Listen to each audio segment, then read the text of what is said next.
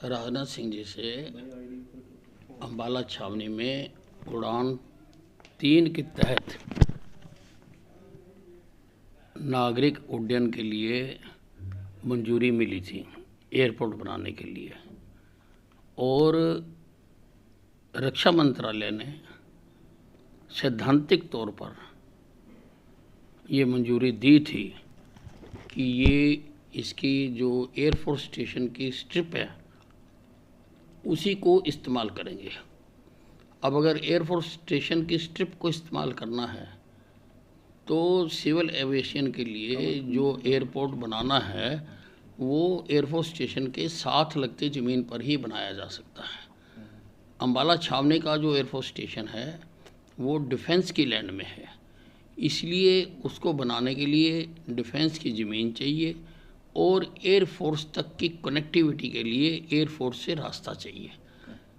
उसके लिए स्थानीय स्तर पर कई बैठकें हो चुकी हैं, लेकिन उसका समाधान नहीं हो चुका।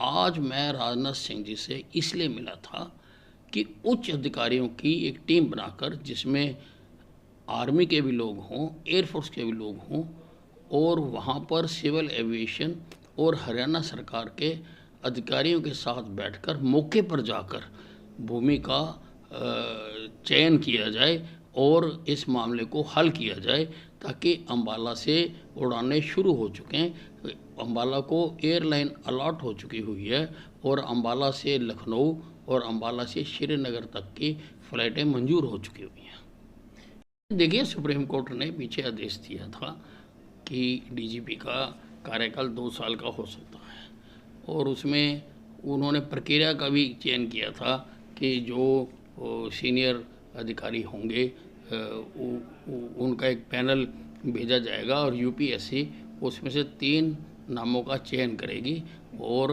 उन 3 नामों में से सरकार आगे के लिए डीजीपी लगाएगी।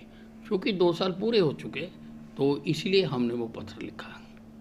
व्यवस्था में क्रांतिकारी बदलाव हुए हैं।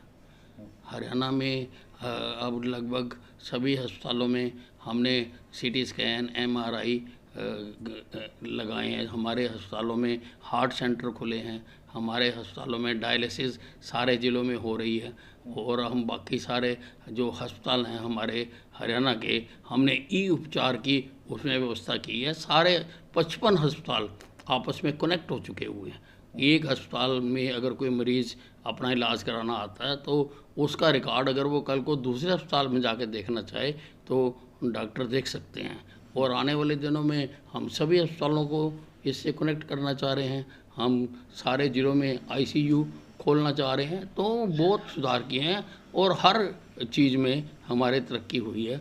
ओपीडी में हमारे तरक्की हुई है, आईपीडी में हमारी तरक्की हुई है। हर चीज़ में हमारे हरियाणा में सुधार हुआ है। कैसे देखते हैं? देखिए, पहले भूपेंद्र सिंह हुड्डा कांग्रेस पार्टी से तो विश्वास मत प्राप्त कर ले। आपस में तो मिलकर से बैठ नहीं सकते। जब बैठते हैं एक नेता का मुंह पूर्व को होता है, दूसरे का पश्चिम को होता है। अब कोई इनकी तस्वीर देख लो जो अखबारों में छपती है या टीवी में आती है, इनका आपस में तो भरोसा है नहीं है। तो ये हमारे लिए तो जब मर्जी आ जाए हम तो तैयार हैं, और चारों खाने चित्त गिरेंगे जो विधानसभा के अंदर। नमस्कार, मैं हूं मानक गुप्ता।